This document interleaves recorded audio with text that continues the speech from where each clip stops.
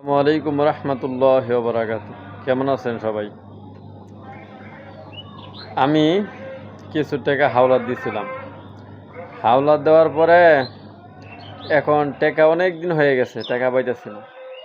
এই টাকার জন্য আমি অনেক পেরেশানি করতেছি, কারণ আমার টাকা হাওলাত দিয়ে হাইরা আমি অন্য জনের কাছ থেকে হাওলাত টাকা এনে আমি ঘর করছি নিজের।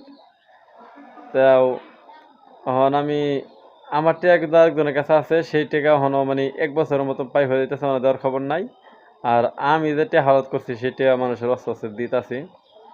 আর এর জন্য আমার একটু পেরেশানি বাড়ছে, কারণ টাকা তো আমি যে স্যালারি পাই, এই স্যালারিটা ধরুন আমার এমনি মানুষের টাকা হাওলাত টাকা দিতে দিতে আর চলতে মানে হয়ে যায়, মানে চলতে একটু কষ্ট হয়। কিন্তু আবার মানুষের ঋণও দিতে হয়, আবার এদিকে চলতে হয়, ফ্যামিলি আছে, আমার বাচ্চা আছে, আমার বউ একজন ছেলে আছে আমার। তাই এই জন্য বলতেছি, মানে সে হাওলাত দিবেন সমস্যা নাই, মানে লোক দেখে দিবেন, তো লোকটা কেমন, হাওলাত টাকা দেয় নাকি। আর বেশি টাকা দিবেন না, যে আপনার না দিলেও সমস্যা নাই, তো সর্বোচ্চ ১০,০০০ টাকা দিতে পারেন, এর উপরে দিবেন না। যদি ভালো লোক থাকতে দিবেন সমস্যা নাই, কারণ মানুষটা মানে টাকা দিলে, বেশি টাকা দিলে মানে সে পাবেন না, মানে সময় মতো দিবেন আপনাকে।